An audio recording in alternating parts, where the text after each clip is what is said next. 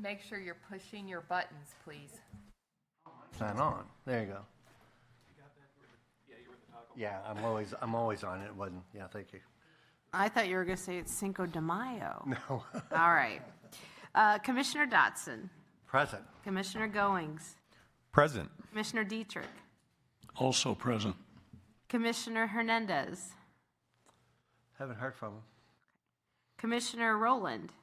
Present. Commissioner Porter. Present. Commissioner Amos. She's excused. Commissioner Hunt. Present. Commissioner Bianchi. Present. And Commissioner Watkins. Present. All right, we have a quorum. All right, would you guys please join me in a pledge of allegiance? I pledge allegiance to the flag of the United States of America and to the republic for which it stands, one nation, under God, indivisible, with liberty and justice for all.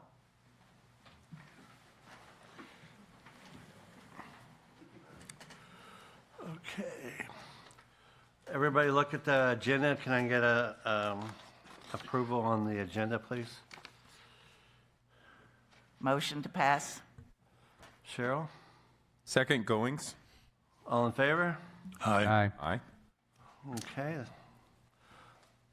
Approve of the minutes from March 3rd, 2026. They were sent in the email. Could I get a approval for that too? I make a motion to approve the minutes. Goings, John? Second. Second who?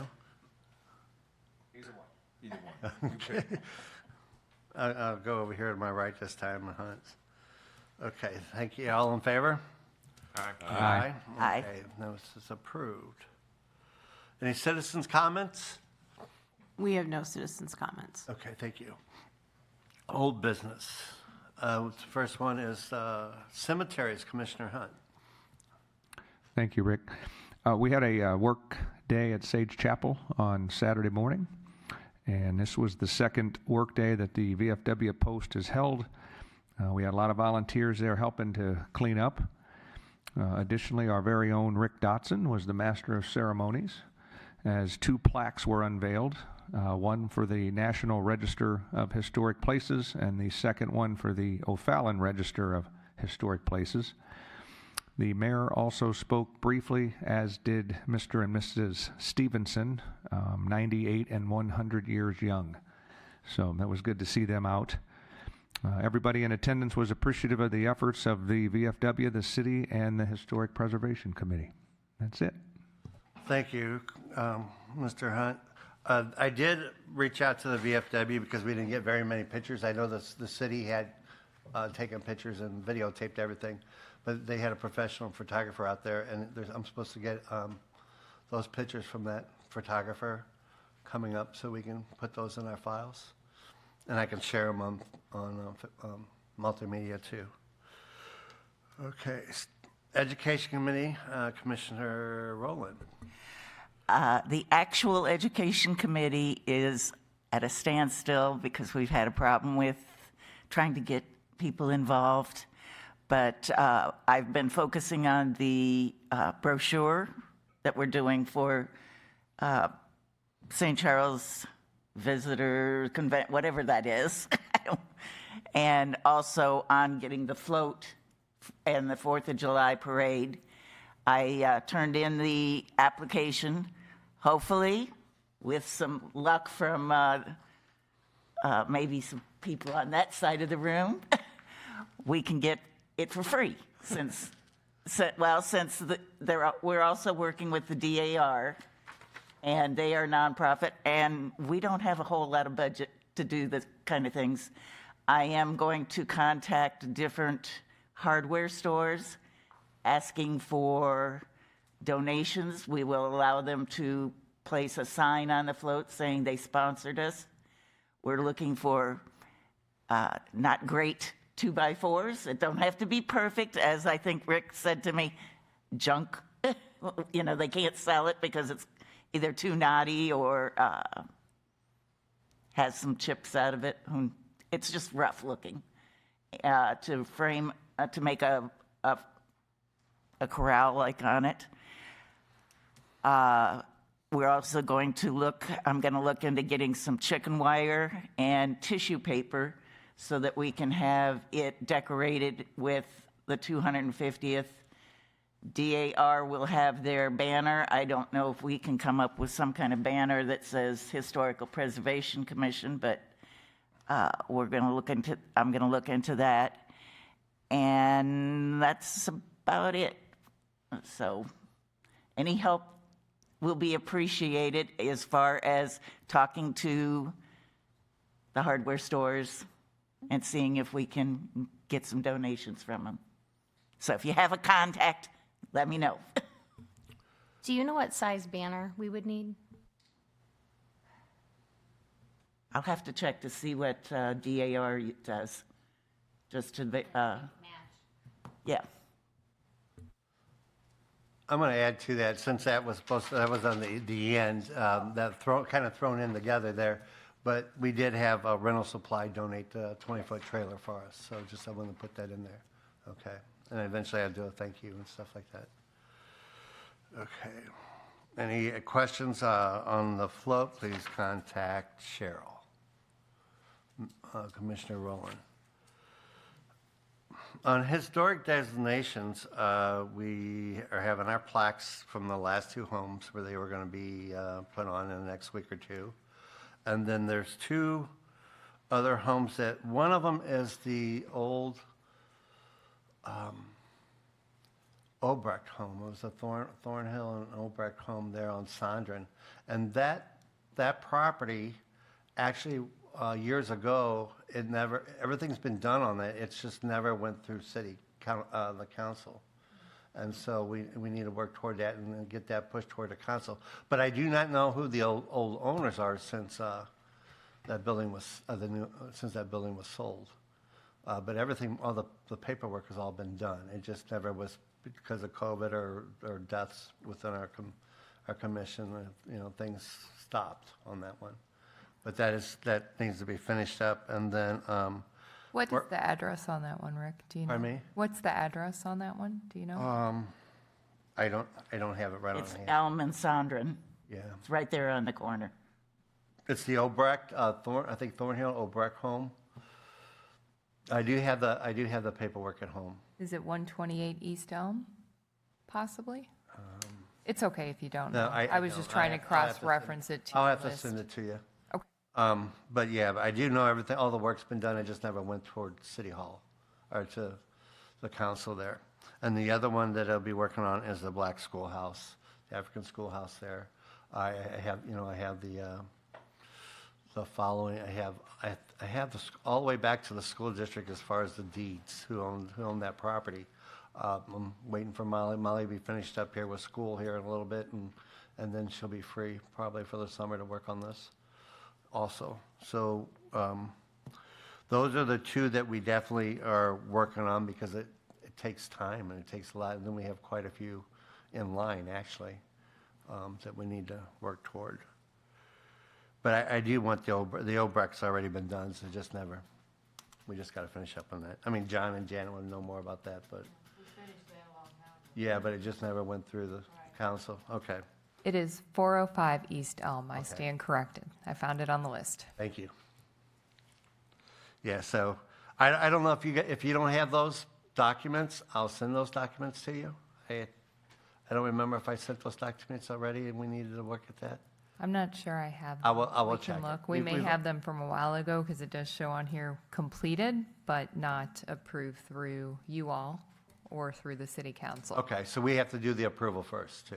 All right. Even if we did it at one point in time a number of years ago, we would have to do it Do it again. fresh. Okay, okay. So again, we do the approval, then there's two different readings at the council meetings, right? Right, exactly. Okay, thank you. Okay.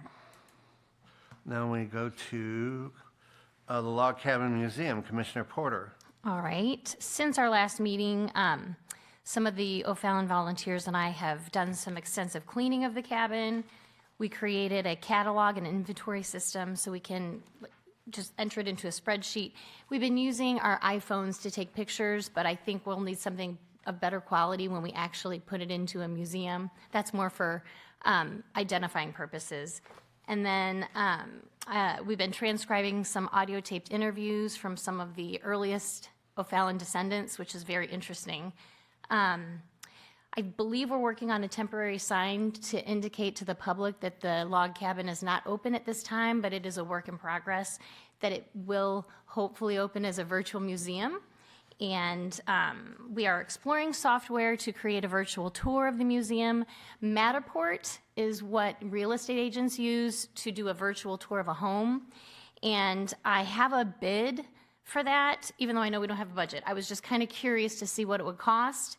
I do have a person with that software who would be willing to donate time and talent, but I don't even know if Matterport is what we're looking for. So I think that's a conversation that we need to have with the communications department.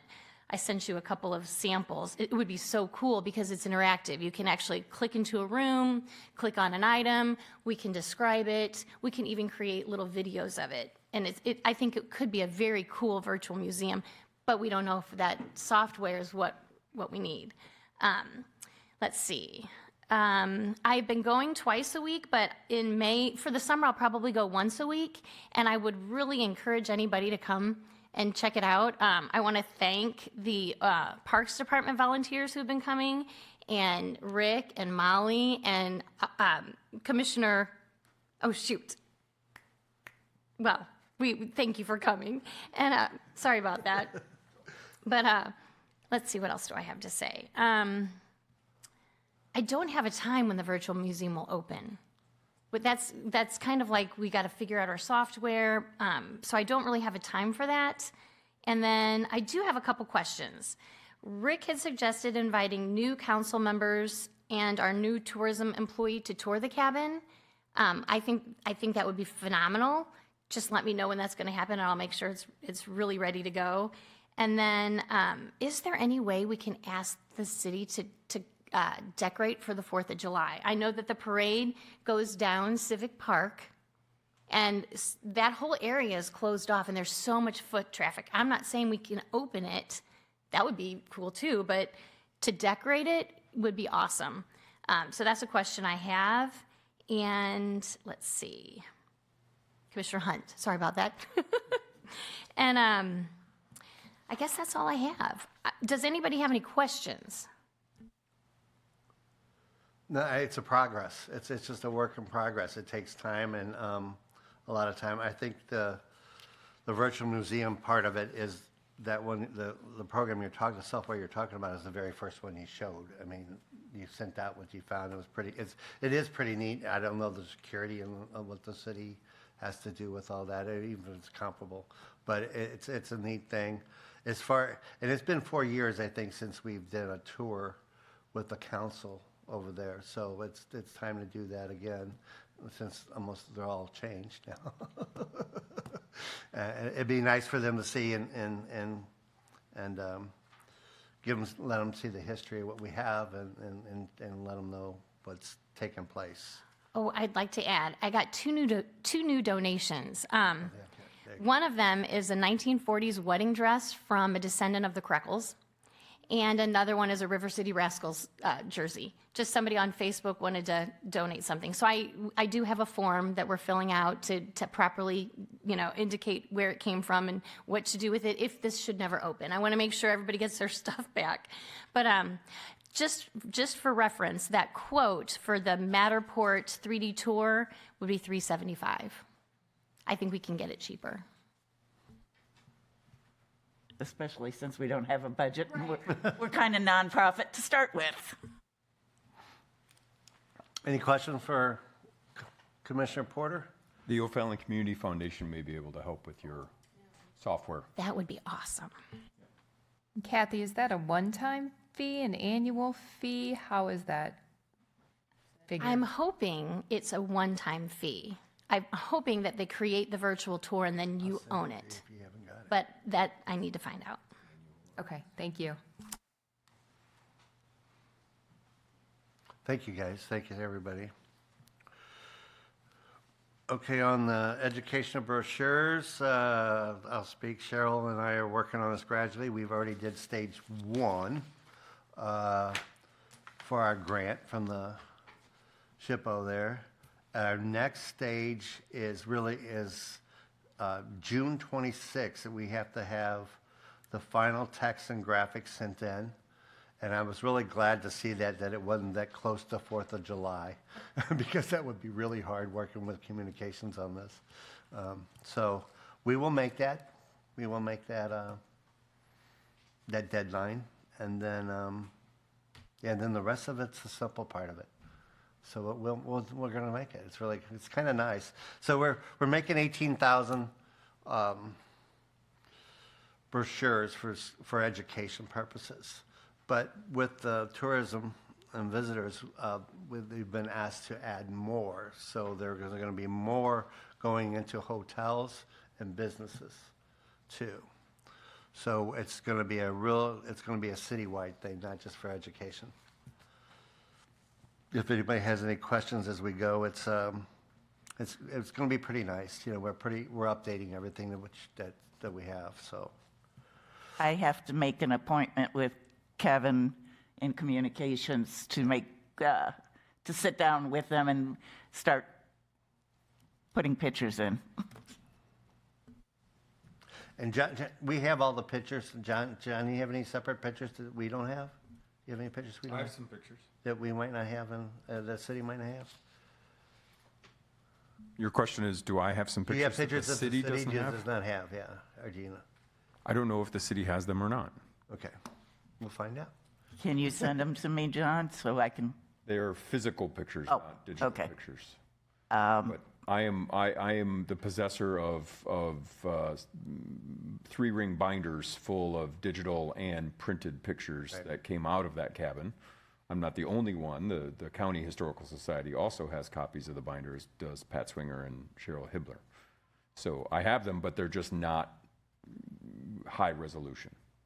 Okay. We'll have to talk to Kevin in communications and find out what we can do with them. Yeah, as long as they can get them about this size, I think we can make it. Thank you. Can I say something real quick? Since Cheryl Hibbler no longer lives in the county, is there any way we can get that binder from her and keep it in She our gave me possession? her binder. Oh, okay. So you I have hers now have the binder that was hers. Perfect. I Pat just wanted- Swinger also doesn't live in O'Fallon anymore either, so. Yeah, I just wanted to make sure that all stays within the city. Perfect. Yeah, they weren't sure what to do with it. I don't know if the city has one of those either, but it was in the cabin, and I have them now. Yeah, in the County Historical Society, where most of the artifacts out of the cabin went, I know has a copy of the exact same binders that I have. Yeah. Great. I just didn't want it to end up somewhere over in St. Louis County and nobody know what it is, and then it's all gone. Well, that's true. That's true. I know the city they gave the city a whole list of CDs, and they've digitized everything. The city has digitized everything that was on the CDs. And there's 3 copies of those. Although seeing our little montage right before this meeting started, I saw pictures in that montage that I was curious. I've not seen some of those pictures, so I'm not quite sure where they came from, but I want to know, because one of the traffic boxes I have planned is all baseball themed, and I saw a picture of baseball up there, and I was like, where'd that picture come from? I've never seen that Do you one. have the digital copies? I'll have to get them to send them to you. They are not in any of the digital copies or in any of the Oh, three okay. liners I've ever seen. So Then they have a personal stash there, too. other baseball pictures that aren't in the montage that are baseball themed that I do have the originals of, but not the one shown in that montage. Yeah. And Tommy's out here. He's going to be our speaker, and I think they might have some baseball pictures, too.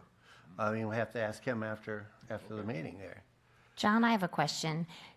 Could I see those binders as well? Because a lot of the pictures that are existing in the log cabin are pretty beat up. They're just photocopies. And from what I understand, when the Historic Society closed, they basically had a garage sale, and things got moved and disheveled. And if there's a better copy, I could just at least make a better copy. Yeah. So they're not the originals, right? They're just photocopies, the binders, and then after I think every 10 pages is an envelope with the CD of the scans of those pictures. So this was done 20 plus years ago. So that was back when scanning at 200 DPI was about as good as you were going to get, unless you had 4 hours to spend on every photo. So Yeah, we do have them. They're fun to go through. They did a great job cataloging them all. Great, we'll have to connect on that. Yeah, and you need to go down to St. Charles County Historical Society. They 3 months ago, I guess last time I was really down there, they had, they didn't have the pictures with the stories yet, but it's all gonna be digitized. And then once you are a member, then you can have access to those, because the whole public's gonna have access to all those pictures. But you can go up there and set up an appointment, and go there, and Monday, Wednesday, and Thursday, or Monday, Wednesday, and Friday, as long as school's not out, then you can go in there and take a look. Just tell them what you want to do, make an appointment up there. They'll work with you. We have our own little area there where our stuff is, so. And Jason's upstairs, isn't he? No. I don't think he's in this play, but somebody is upstairs making a lot of ruckus, that's for sure. Okay, that's on our brochures, just where we are. On Sage Chapel, I did get a call from the Stevensons tonight, and they would like to give a story on our next meeting about Sage Chapel. And that's pretty nice. You know, she's going to be 99, he's going to be 101. So I'm pretty excited for them to want to come out and talk about that, because I've never really heard their story. That's a great event. That was a great event, and I tell you, the way that all the work that the VFW done out there is beautiful. It's absolutely beautiful how they did all the detail. The city mows the grass, but they did all the detail. They around the graves and the wild honeysuckle growing everywhere. Cut it down, and it really looks good. And got all the extra leaves out. Like I said, I will get those pictures and send those copies to you, but also post those copies for our records.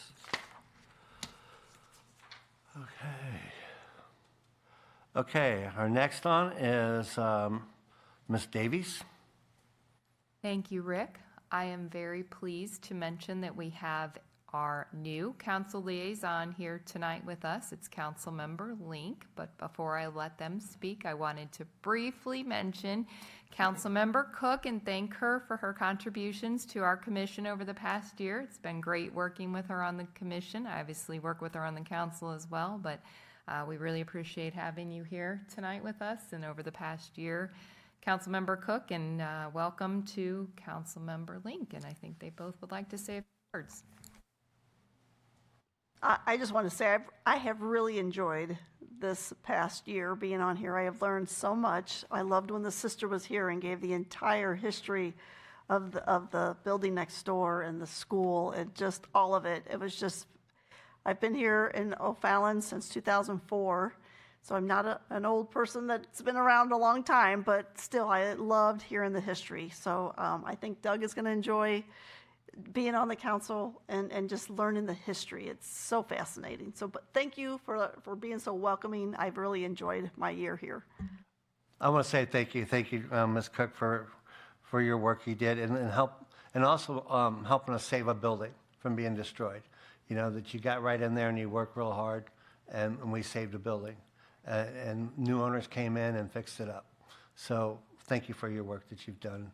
And I'm glad to see, I've seen you around, you're my alderman, you're my councilwoman, and it's like, but it was so nice to have you on this, and so you see what I said. And like you said, the sisters, there's a 4-part story of the sisters that nobody's ever seen before, because the sisters shared all their information from their 28 states to 4 countries. So we had their legacy preserved that we could share with the other parishes through the years. So I want to thank you so much. Well, thank you. I really enjoyed it. Thank you. I guess building off that note, I'm really excited to be on this commission. Whenever we change the council over, we get our choice, and so this is one of my top choices. I'm very happy to be here. Looking forward to working with you all and learning about O'Fallon's history. Thank you, Councilman Link. Really glad to have you here, and I'm glad you chose this because we do have fun. We're the best one. we have fun. No doubt. So you know, yeah. We have fun. You're going to have fun. We'll get you up to speed too. Thank you. Thank you. I appreciate that. I'm looking forward to the log cabin. Thank you.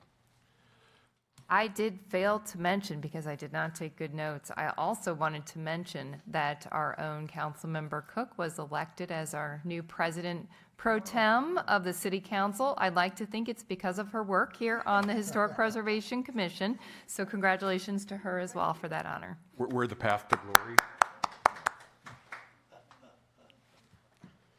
Congratulations, yes.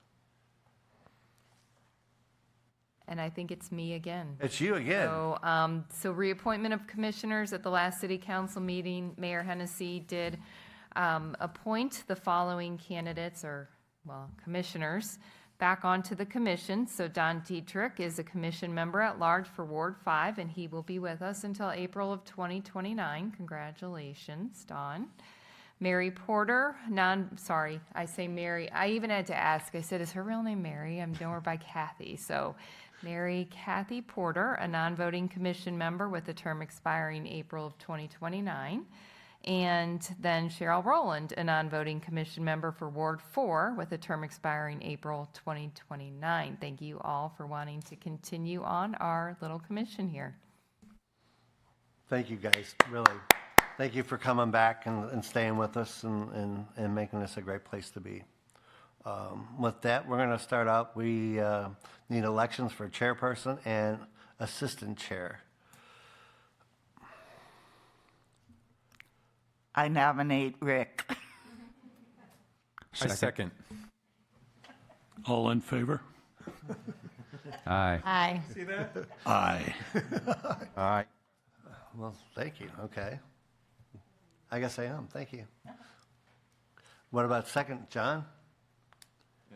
Am I currently the second? You're the second, yeah. Oh, okay. You're assistant chair. Then I'll make a nomination. I nominate John. Yeah. All in favor? Aye. Aye. Okay, that was very easy. Thank you, guys. You know, really, I have an agenda, and I really want to finish before my term's up. You know, I really do. I mean, I would probably stay on, but I just have this agenda that I really want to get done. You're not allowed to make campaign speeches after you've already been elected. No.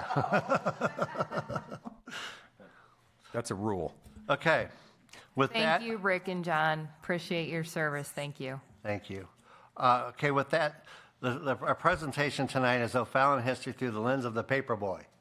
And so that we'll have Tom Ginnever Jr. please come up, and your brother can come up with you, or you can just sit and pat you on the back. I told him he had to sit here and shut up. I have my own stories that he doesn't care for. And also, this is Tom Ginnever III, my son. Welcome. And you can tell he's no youngster either. You know, my wife and I, we've just noticed in the last few years, it makes no difference where we go or what we're doing, whether we're going to church or going to the restaurant, that we're the oldest ones in the room. and it's an odd place to be. But if you're looking for memories from the old days of O'Fallon, we have them. Joe comes to my house. We live just a couple miles apart. And he comes over several mornings every week, and we talk about the old times. And it's so nice to have somebody that remembers, though, even though his memory isn't as good as mine. But we do that every day. I also was sitting here. I haven't seen Don Dietrich for a while.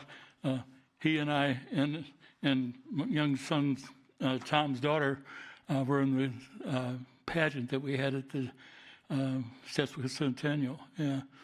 And I did recognize you, but just barely. I can tell you, just one of the memories I have a long time ago, I remember when his mom and dad got married. And I can remember my mom saying that's the most loving couple she had ever seen. So, Nice thing. True story. Rick asked me if I was the guy that had the old Thunderbird. Well, I am. We grew up, Joe and I, our house is where the Rendezvous restaurant is now. Dad built that in 1954. And on weekends, I used to sit on that front porch and stare across the street at this brand new 55 Thunderbird. It was robin egg blue. And my mom used to say, Tommy, if you work hard someday, you can have one of those. And I used to go over, and the guy said, you can touch it. And Well, a car just like that's sitting in my garage right now. So let me try and start and talk about what used to be here that isn't anymore, since you're in the preservation business. And I don't know if the big white house, if that's the Krekel House, is that what they call it? It's I don't think that we ever heard the name Krekel when we were kids.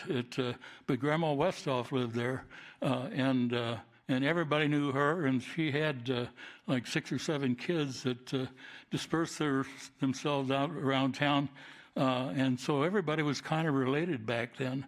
And my mom's best friend, Marie Oberndorfer, was one of the Westhoff daughters, and her kids were some of our best friends.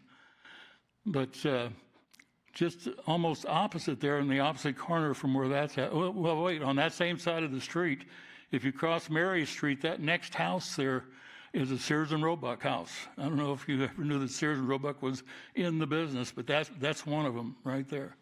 On the opposite corner where the A.G. Edwards is now, that used to be the Westhoff Power Plant. Now, I don't remember when we had DC Power in town, but I do remember watching the big flywheel turn on that thing, so it was doing something when I was a kid. And I also know that the whole town was converted to AC power sometime after that. And in 1956, we had a severe ice storm came through, and half a dozen buildings on Main Street caught on fire and nearly burned out. As a matter of fact, Gunneman's store, I'll talk about that in a minute, where it was, it burned down, was never resurrected. Keithley's funeral home burned. My dad's business burned. The elevator burned, and it was all due to bad grounds from the old DC wiring, and somehow the ice storm triggered that whole thing. Anyhow, if you come up past the flywheel, the next building, a Westhoff store, which is still there, and it might be a part of the preservation, I don't know. But some of my earliest memories, I remember when Joe, he was probably 3 years old, there was a big barrel full of peanuts. And Joe took one of those peanuts and peeled it and ate it. And I said, Joe, you're stealing. You can't steal those peanuts. And Virginia Westhoff says, they're only peanuts, Tommy. He can have those. And for the next 70 years, Joe was like her stepson. Just anytime she needed anything, she and Pee Wee had no children, and so she kind of adopted Joe to do things for her. And it was like that until she died. And if you go up the street where the bank is now, there was at least 4 or 5 businesses in there. If you go to the opposite corner up where Elm Street comes off, there was the bank OFallon, then Gunneman's store, then the post office. Still had hitching posts. When we were kids, they were hitching. And as a matter of fact, there was even horses hooked up to them sometimes. I remember when I was an altar boy, Father Dearman would let us go out and pet the horses during the sermon. It was, and I'm not sure, that I would have been about 10 or 11 years old then too. I became a paper boy when I was 11, and I remember seeing a sign every morning said O'Fallon, population 789. And I was always kind of proud of that because we were bigger than everybody else. St. Paul was littler, St. Peter's was little. The only one that was larger anywhere around was Wentzville. And my dad says, we'll be bigger than them someday. And I think they're trying to catch us again now, but I never in my wildest imagination would have ever thought that we would have 100,000 people here. Anyhow, if you keep going past Elm Street, past there was Lee Fearling had a meat market, and I just barely remember that. I was awfully young. And eventually Ivan Phillips and Bill Arf built an IGA store there. And I'm not real sure, that would have been in the early 50s maybe, something like that. Trying to figure out, because I could talk for a long, long time if I wasn't careful here. Let me go up and cross the street where the Bank of America is now. There was at least 4 or 5 houses that used to be in there too. And we lived in one of those when my twin sister and I were maybe 2 years old. I can remember we were kicking clots where the guys were digging sewers. O'Fallon was just getting their sewers put in. Now I was born in 43, so this would have been like 1945. And we were kicking dirt clods on top of the guys, and because they were way down in the hole, and they dug those sewers all by hand back then. And I remember my uncle, Paul Westhoff, he was married to my mom's sister. He was saying that the city had $50 in the bank when they put that project out to have sewers. And at that time, there was really only 2 water towers in town. There was the one at the convent and the one close to. Do you still live there, Don? Yeah, okay. And those were the only 2 water towers in town at the time. Then if you go on the other side of the street across from Westhoff's store was the old Westhoff house that I don't remember any of them ever living in that house because there were living quarters over top of the Westhoff store. And that's where Pee Wee and Virginia lived that I remember. The house across the street was eventually torn down, and I think that house is still there. And Pee Wee and Virginia moved into that house. And Virginia, every morning, she had her money sack under her arm going across. She always, we'd clean out the cash register and take the money home with her. And she got hit by a car. And I'd like to never recover from that. And it wasn't too long after that they sold the store. And I have a picture here of what my dad's place looked like when he bought it. First off, he had a moniker that when he first started in business, it said since 1927. Well, he would have been 14 years old in 1927, so I think he was stretching a little bit. But in 1938, he bought this building, which is where the Rendezvous restaurant is now. Okay. And it's an old Sinclair filling station. And just a few years ago, somebody came after me wanting to know if those gas tanks were ever removed that was in there. And I said, I don't ever remember there being gas tanks there. And I don't know where that went, but if they were there, they're under the street now.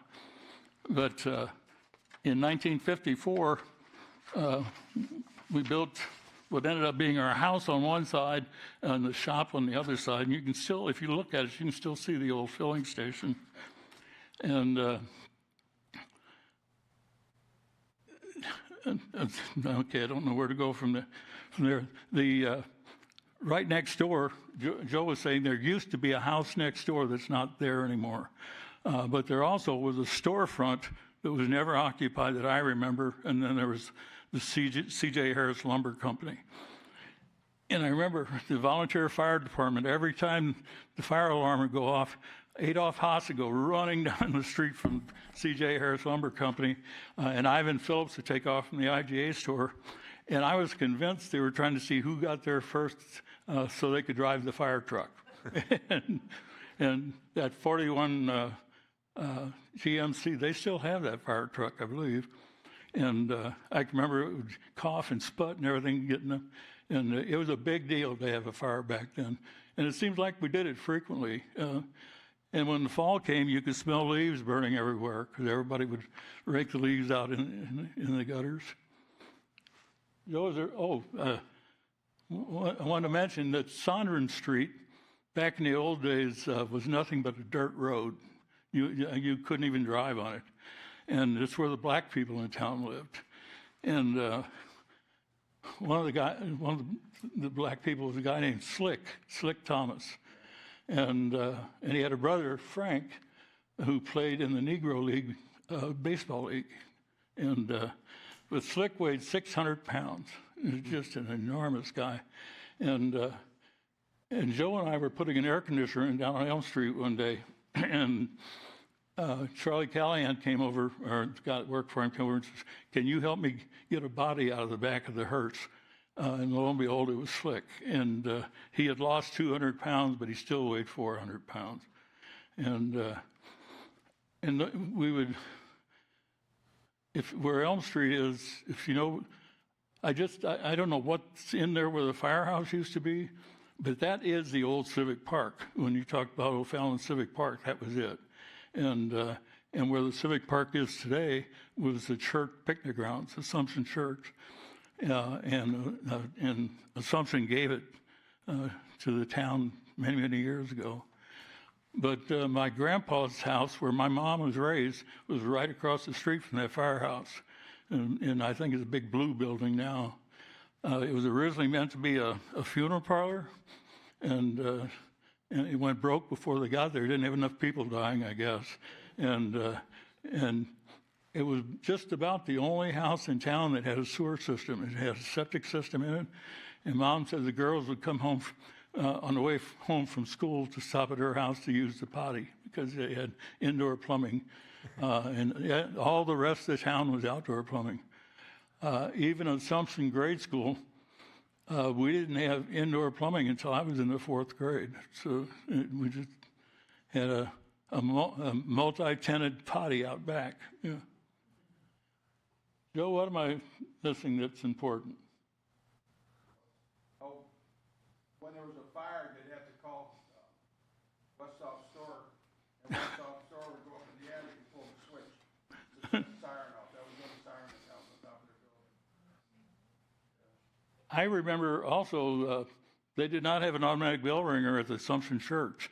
A little guy named Himmelsbach lived right next door, and he was kind of crippled. He was like the Hunchback of Notre Dame, and he would get it and pull that rope and get the thing ring, and he would ride it up and down. You could see it, there was 2 or 3 feet under when he would do it, and it wasn't until Father Derman got there that they decided we really ought to put an automatic bell ringer in there.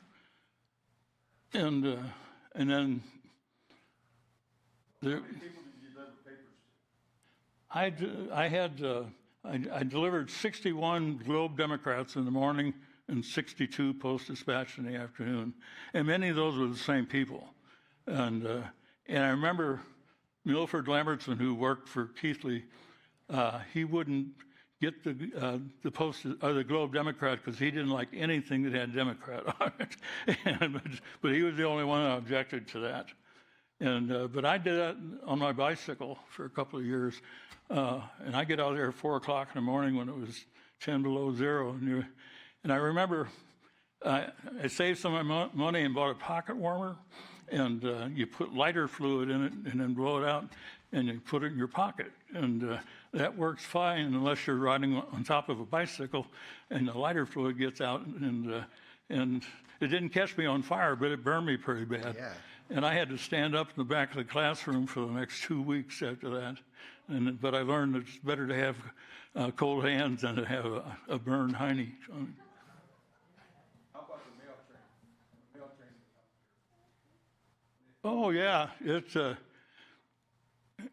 the train. Yeah, the train would bring the mail every day, and Louis Bussinger, which is another name that some of you might know, he invented a hook to grab the mail off of the train when it went by because the train did not stop, and that thing, it would grab that, and every once in a while it didn't catch it, and it would fall off, and the hill mail would go everywhere, and we'd go across the street and help pick that up. Also, where the elevator was, just down from there, they had oil tanks or tar tanks with an old thrash machine attached to it that they would fire this thing up to heat up the tar, and then they'd fill up the trucks and go out. And there was no such thing as hot applied asphalt. Main Street was, they would put chat gravel down and put tar on top of that. And they had to do that a couple times a year. And Highway K, from where Veterans Memorial is now, that was all gravel until 1954. And then going the other way from going north on Main Street where Tom Ginnever Avenue is, everything north from there was gravel. And I can remember I used to ride my bicycle out on that gravel road when I was a kid. And there were people from O'Fallon that would walk all the way to Mallinckrodt to go to work, which is probably 8 or 9 miles. They would walk from O'Fallon all the way out to the Bush Wildlife area in there to go to work. So they were probably walking 4 or 5 hours a day. How about the first policeman on The first what? Policeman. Obrecht. Well, he wasn't the first one. Okay, who was the first? Prinster, what was his name? Yeah, he had a 51 Mercury. I thought that was No. He had a 58 Ford. Yeah. What was his name? Wilson was a 58 Ford, Rich Wilson.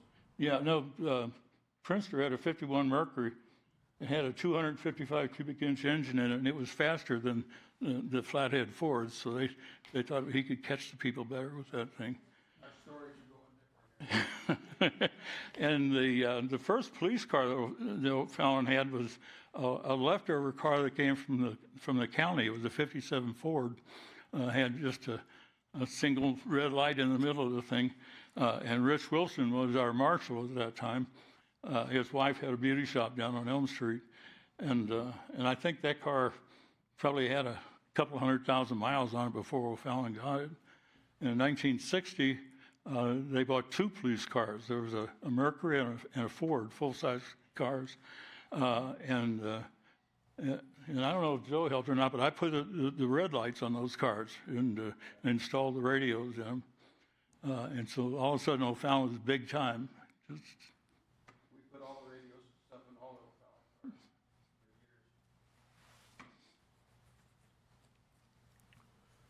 Fire truck. Okay. How about the old fire truck? They had the old Model A fire truck. My uncle Paul Westhoff was the mayor for 17 years, and he had that old Model A fire truck behind his house. There was a pond back there, and Sonny Westhoff, Paul Jr., he would get out there and start that thing, and we would ride that thing around and around the pond back there. And I remember I was sitting on one of the fenders, and the fender was cracked, and it pinched me. I got a blood blister from the thing, and all of a sudden his dad says, "We ain't going to do that anymore." He didn't know they were doing it to start with. And also, that land they lived right at the top, where Assumption Church is, all the way to the top of the hill. Paul Westhoff owned all that property, and they had some cattle over there. I remember seeing that when I was a kid. Johnny Westhoff, the youngest son, he had a pony, and he would go down and aggravate the cows, and then the cows would chase him all over the thing. And then, but Paul subdivided that, when they put 4 houses down through there. And I get Mom's old house, the brick house is still there. That house was originally built by Forbeck, the barber shop. I remember we lived across the street when they built that house, and I remember watching them do it. And George Forbeck was his name. And I remember Kenny and Margie out there fighting over the thing. They were throwing clods at each other when they were building the house, and not knowing that someday my mom and dad would live in that house. But anyhow, George and my grandpa traded houses. That house on Elm Street became George Forbeck's house, and the brick house became my grandpa's. And when Grandpa died, Mom and Dad bought that house. So, and it's still there. Cobbett used to have an orchard over there. The best apples and peaches, but they didn't want to share. Yeah. So we made, because of Mike Stroud and I, we made many a journey into there to bring back, freeze a few apples. That's back.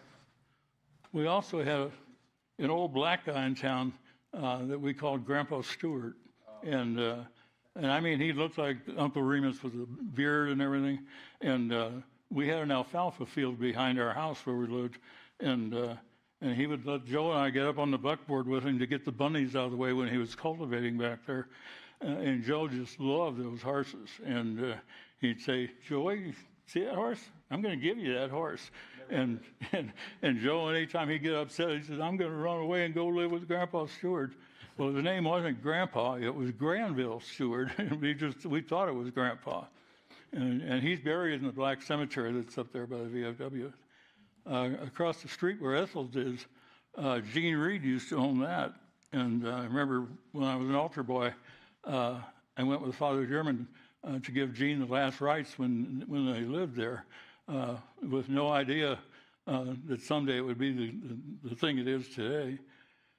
And the Eisenbath family that owns that now, their mom was a Schaefer, and her mom was a Westhoff. And it was one of Grandma Westhoff's kids. So that family is spread everywhere. And then Bert and Jim's Tavern, that was Jim was Bert's brother-in-law.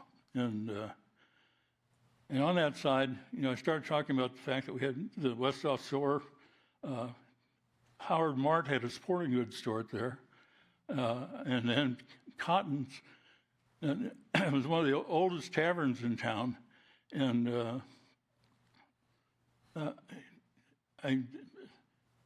George Forbeck owned that before he did, and I don't know how that transition was made. But you had Cotton's Tavern, Bert and Jim's Tavern, and then Chuck and Dale's across the street. And there was, when come 5 o'clock in the afternoon, you could find everybody in town was in one of those three bars. That was a social thing. And I think the most activity that was ever in the town was the elevator. The grain elevator was a co-op, and almost everybody was a farmer. And we used to go down there and watch the lifter that would lift the trucks up and tilt them off the back. And we used to gather soybeans that would spill off the thing and use them in our pea shooters. And then Griesnar's garage, back in the old days, the cars all had inner tubes. And so they were always patching inner tubes, and they had this hot patch that you could smell. It was very pronouncing, and you could be a block away when you're going to Griesnar's garage. Also, Griesnar's garage was started by my grandfather and his two brothers, Ed and Ben. And Uncle Ben and his wife Mary both died on the same day from the Spanish flu in 1918. And if you go to the Assumption Cemetery, there's a whole section here full of people that died in 1918. And there's even a couple other Griesnars in there besides that. I have a question. Yeah. Was the railroad still working? I heard it was still working up till the 70s, so they never really stopped in O'Fallon at a certain time? I don't think they ever stopped in O'Fallon. Okay. Not that I recall. No, I do. I take that back. I do remember. Well, I remember going to Montgomery City to visit one of Mom's friends, and we got on the train in O'Fallon, but I don't ever remember stopping any other time. Okay. I've heard that, like in the 70s, it stopped, and I remember somebody saying that it was one of the last times they went on it. But we've had two. We had two different stops at one time. So I was just curious when I guess toward the 1900s, they kind of stopped. Because I know at one time there was, it probably might be before you, we had the short rail too. So I didn't know how that worked. If you remember know anything about that, how the short rail, we went from O'Fallon maybe up to Gilmore to catch the short rail, and the short rail went down Highway N and went down DD and up to Hannibal, and I don't know. I just had that. I just was thinking of that, about how the railroad actually worked out of here. I know there was a lot more railroad traffic back then than there is today. There were many times when cars would be backed up for miles while the railroad was getting cars to go through there, and they were all steam engines. There were no diesels back then, and and there was usually, if they had a long train somewhere, one of the cars would have a hot box on it somewhere, and you could see flames coming out from underneath there. But they're doing 80 miles an hour with all those millions of tons back, so they couldn't just stop.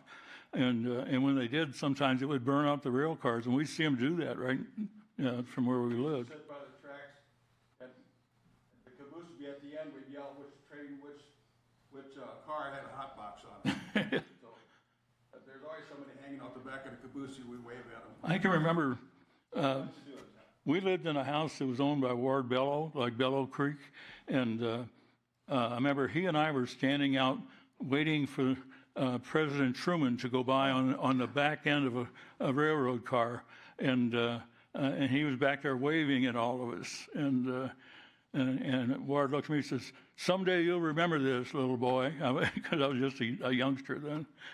But they had parade routes that where the trains would slow up and every time they went through a town and let the president wave at everybody. I remember when he passed away, and it was a big thing because I grew up in St. Charles, where we went down the Elm Point and watched his funeral train come through, and it came through here. And I've asked a lot of people if there was any pictures here of O'Fallon when that went through O'Fallon, because I did go through O'Fallon, and nobody seemed to have any pictures of that. But I remember that when his funeral train came through and it went through all the towns in Missouri along Wabash. It was pretty neat. I remember that as a kid. But he was very active. Truman was very active. I think there's even a picture, maybe him driving through O'Fallon somewhere. I've never found that picture. I've seen it once. I've never found it again. He was coming down Woodlawn. Well, he was dearly loved in Missouri. There's no question about that. Yeah. It's funny, they tell stories about when he and Bess left the White House, they drove back to Independence in the car all by themselves, and no Secret Service or anything. When his time was up, he just left. He did. And not a rich man either. Yeah. I was trying to figure out when to interject. There is information in the log cabin. There's documentation of when O'Fallon quit selling passenger tickets. Okay. There's some paperwork that they had, the rail authority, they had to send back the inventory, and there's receipts. It's really cool, but it was in the 1960s. Okay. Thank you for that. Yeah. Having two depots, you'd think, okay, what do you need two depots for? I remember Glenn Samick ran the train station there, and if you needed to send a telex anywhere, you had to go there and do it. And he would do it and my dad, something I ought to talk about is how my dad ended up in O'Fallon. He started off with a business in Wentzville selling wind chargers. These rural farmers had no electricity, and he was selling these little windmills that would charge a battery, and the battery would that would power a radio where they could listen to a radio. And as a consequence, he ended up getting in the radio business also with the wind chargers. And since they were all farmers, a lot of them had milk cows, and he got into the dairy refrigeration business at the same time. And it turned into a pretty good-sized business, but then he moved to O'Fallon and bought this, the old filling station there on Main Street. And the electronics side of the business was really interesting. When I finally left and did something else, it was pretty obvious that electronics was not the future I wanted to tie into, because the Asian countries were taking over electronics and practically giving it away. And I look at all the video monitors you got here. My dad would have a heart attack if he saw all that. Because we had the very first TV in St. Charles County in our house. And I remember Dad made an antenna out of Mom's clothesline poles, and he sat there with a physics book and figured out how long a wire he needed for a folded dipole antenna, and then he strapped it onto the chimney of the house, but there was no TV station. All we had was a test pattern with an Indian there humming at us for a couple of months, and then we only had maybe an hour and a half, 2 hours of broadcast when it finally came on. That was 1947. And it was only Channel 5 then. He used to put a projected TV in the front of our shop and put chairs on Friday nights for the fights. He put chairs outside. He had a speaker out there, and he'd turn the fights on, and the guys would come with their drinks and their cigarettes. They'd sit out there and watch the fights. And when the fights were over, we'd go up and turn the TV off and put the chairs back inside. We did that every Friday night. Well, unusual. we used to have it. We used to have another 15 feet in front of the place till they widened Main Street. Up until that point, you could have a couple rows of cars sitting out there, and yeah, they used to have Stag Beer. Always had a thing where if you tore the label off and it had some kind of number inside, you could win a free 12-pack of beer or something like that. I didn't know that. Well, I wouldn't either if we hadn't been watching it on the TV, but. Yeah, it was a projection television, and this is going way back. I mean, this is in the early 50s. It had a 3-inch picture tube that projected up into 3-foot by 4-foot screen.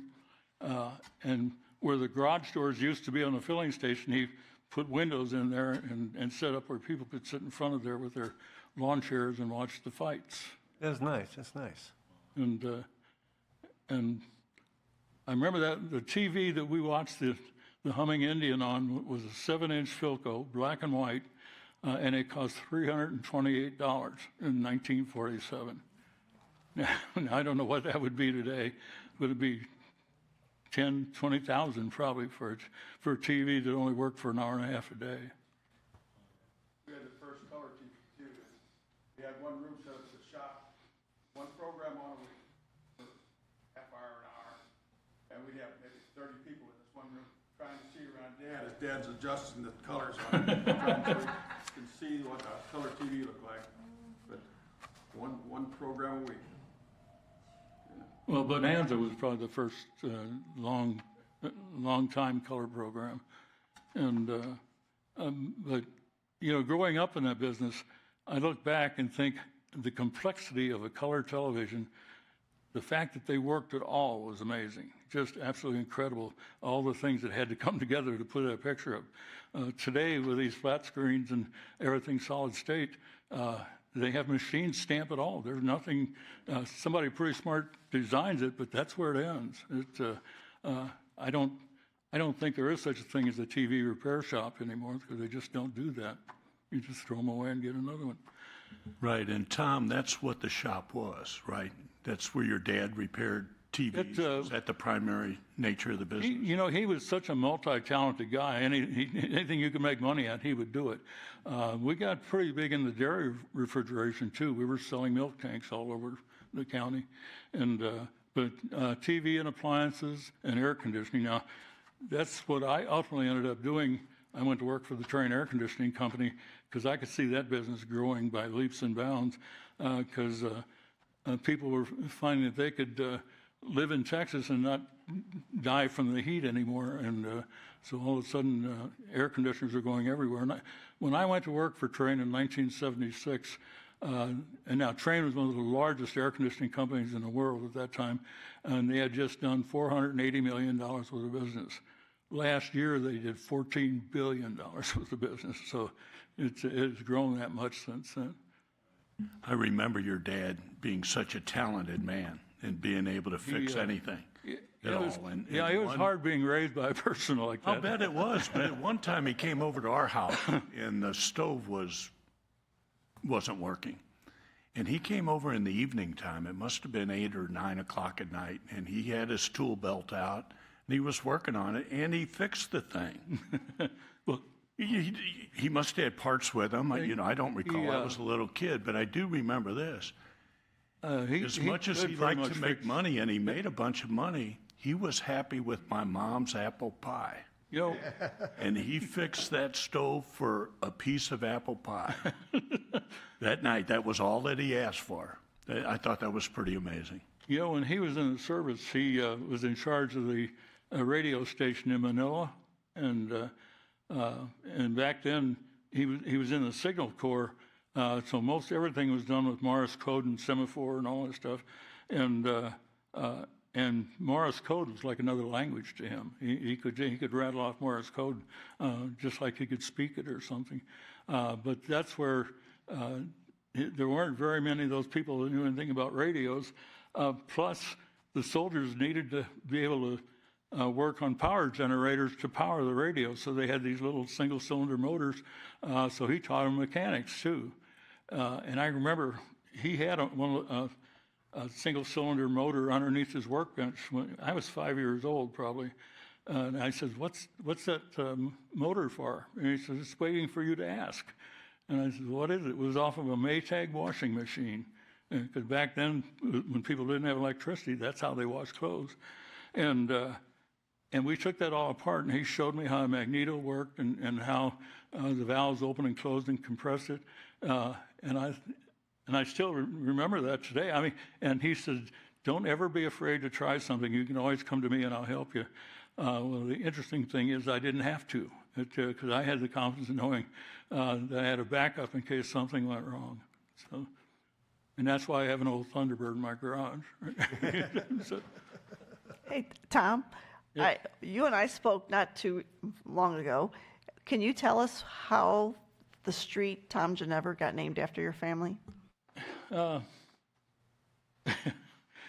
if you ask 10 people, you might get 10 different answers.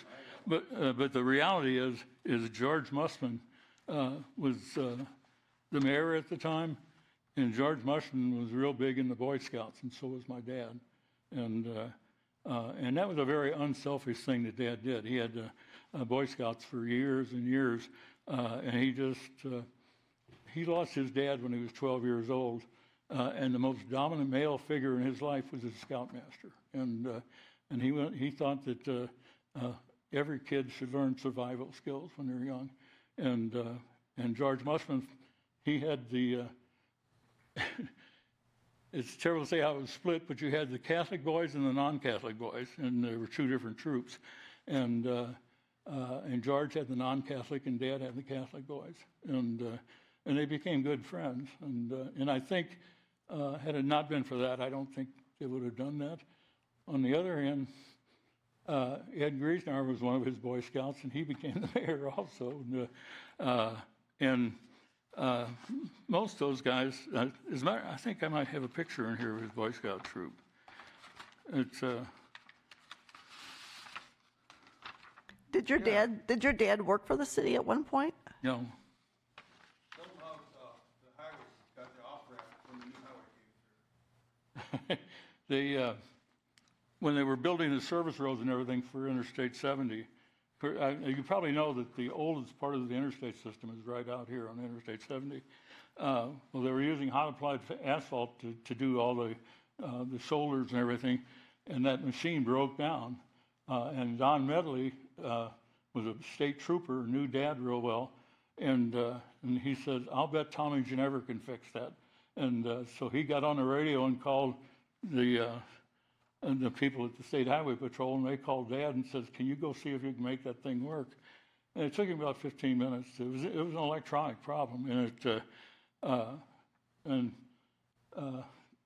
he says, "I don't know how I'm going to charge you for this."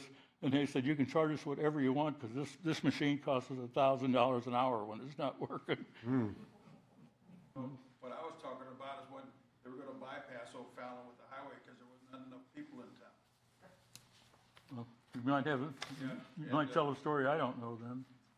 Okay, they're gonna bypass O'Fallon with the new highway, not enough people in town. And Dad went to Jeff City to find out what would happen, what we have to do to get an exit and entrance ramp. And they said you had to have a reason to get off. And so then said, what would be a reason? He said, how about a bus station? And so if you see old pictures of back in the 70s or 60s, I guess it would have been, you'll see a bus station sign hanging in front of our shop, and we never sold a ticket. And then he was not happy with the entrance to the highway, because he said every car he's got could hit 55 or 60 mile an hour again, that ramp, and you're getting traffic at 70, so they made the ramp longer too. So, but they got to take a petition up to Jeff City to get the ramp, or you wouldn't have got off O'Fallon. There wasn't enough people. And we used to go, we watched it when they were building that highway. We lived where the rendezvous is then, and I was 13 years old, and I was trying to get on the basketball team, and so he would take me, bounce that ball all the way up to the highway and back every night. That's how I got good at bouncing the ball. Never could shoot, but I could bounce. Well, I never heard that story before. Oh, you told it to me. I do remember, I remember going to Jeff City. Connie and I had a twin sister who passed away a couple years ago. And Dad wanted us to be exposed to the government. And Dad and Clarence Cleschety and several other people all piled up in his station wagon and went to Jeff City. But that was to get a bus stop in O'Fallon, wasn't a highway thing, it was a bus stop. Is that what you were My saying? story's better. That's the only reason they stopped. There was not gonna be an exit or an entrance on. They're just gonna bypass O'Fallon. Well, Why would we want a bus stop? I don't know that ever went over. Most people who wanted to get on a bus would go to Wentzville and get on a bus. Okay, another story. Anybody got any questions? So, Yeah, I've anybody been have on a lot of committees, we're talking too much. So, would anybody any questions about any parts of town? No? I liked your story. I want to thank you, Tom. Thank you, Joe, for coming in here and giving us a. Oh, here, I have a picture of Dad's Boy Scout troop. And let me just throw some names out that you might recognize. There's Phil Hibbler, Jim Griesnauer, Jerry Dames, Red Molitor, Joe Pieper, Scratchy Hibbler, Jerry Dames, Paul Westhoff Jr., Denny Murray, Ted Molitor, Jerry Westhoff, my cousin, Eddie Griesnauer. Some of these guys should know their names. Dad was the first active Boy Scout leader. One of the guys started the troop, but Dad took it over before they actually a troop. And my mother was the first Girl Scout leader. So, and my mother also started, her and Lynn Arf started the first library in O'Fallon. Yeah, they went around. Go around to people in that. And, They collected books all over town, and it. Bussinger, she was the one who took care of the book. What was Bussinger's her name? But anyhow, she worked for the for the library for like 50 years. Yeah, that was Pat Swinger's mom, right? Madeline Bussinger. Yeah. Yeah, I remember when they first blacktopped Highway K. Dad had a brand new '54 Ford ranch wagon that was light blue, and when he came in, it was up to the windows. It was black, and I spent the next 3 days with kerosene and gasoline getting that off there. And he kept bragging how he got a free undercoat. He didn't talk about how he was killing his son doing this. We used to play baseball on Main Street every night. It was the only paved road in town. And so we played Indian ball or played catch, whatever. That was the. We got our cars coming, and everybody was. Yeah. And in the old days, we talk about the horses in town and hitching posts. You could tell when somebody was going to be spending the whole day in the tavern or just stopping for one beer. If it was one beer, they'd tie up out front to the hitching post. If it was all day, they'd tie up the horses in the shade out back. I remember. Tell how long they're going to be there. When I was delivering papers early in the morning when the sun was just coming up, you could hear roosters crowing all over town because everybody had chickens. And some of them had rabbits too, but they didn't crow. Okay. Long meeting. Thank you. Thank you, Thank you Tom. very much. Okay. Thank you. Thank you. I bet I just die of thirst if I don't have something. Thank you very much. I really enjoyed your story, the history, the stories. You know, remind me of that last time I actually sat down with you. I think it was at the Historical Society. We had that outside picnic, you know, and we all told stories, and that was really a good time. And that's the last time I actually seen you. And thank you. Mary Stevens, that couple there from St. Charles, they have more history of O'Fallon. I started talking about the Civic Park ground, and her family was down that way, and I talked about Grandpa Stewart. She goes, "Oh, that mean old man." I said, "Oh, I liked him. He always going to give you horses." "Oh, he was a mean old man. Nobody liked him." But we had different years. But, Right. He had smoothed out by the time I got to him. But, okay, thank you. Thank you. Good times. Thank you very much. Anybody have anything to say? Anything we didn't? We need to sit down with these gentlemen and tape them with all their stories because unfortunately they'll die with them. And we don't need to lose that history.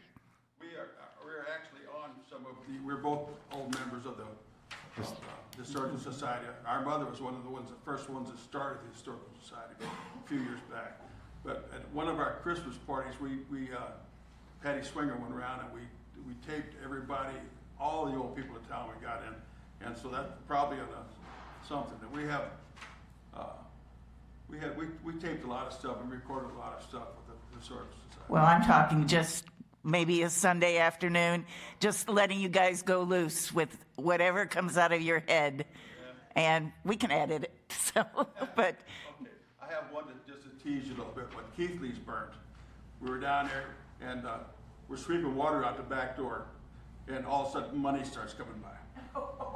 Oh man, Keithley had a cigar box in the wall, and we hit it with a hose and blew it out, and we fell out of it. He's out there. So we were sweeping water out, and we go into the display parlor, and there's a lady sitting up in her casket. Sitting up. Sitting up, yeah. Scared a lot of people. She said she died when she was sitting up and it got hot. She said, Now, E.A. Keithley was one of the former mayors. He owned the Bank of O'Fallon. He was just, and for your information also, because now that I have to drive on Elm, it's Ozark Assemblies, and they are a wire harness company that's in the old firehouse, I believe. oh, that's what it is? Okay. Yeah. Very good. All right, ready? Street, that used to be the main drag that tied into Boone's Lake before the highway, when Highway 40 was built, which is, and I don't know if it's Veterans Memorial the whole way now, but used to be Highway 40. Our grandfather was the Standard Oil distributor that sold them the gas for all that equipment that did that stuff. And that's when he left Grishnaar's garage and went into business as a distributor. Then Jimmy Hunt bought it from him. Okay. Thank you, everybody, and good night. Wait, Oop, wait. Go. We have item number 5. I know you already talked about it. Was there anything else you need to add since it's officially on the agenda here at? It's officially on the agenda, so we have a float that donated. And, okay, any other information that we need to? Put on there. Cheryl was working out other donations. Is that something? And I actually pick it up the third, the float the third, so the second. So I pick it up the trailer the second. So we'll have it the second and the third, and then be ready for the fourth. I have to have it back on the 6th. And I'll be looking for volunteers to help decorate. Okay. So, because I'm hoping to get the chicken wire and get all of that before we get it, and then we just have to staple it up to the 2x4s. Okay. Any other items that may arise? I think we have it all. Thank you, everybody, for being here. Welcome. Thank you for being here and through your past year, Councilman Cook. All right, good night, everybody.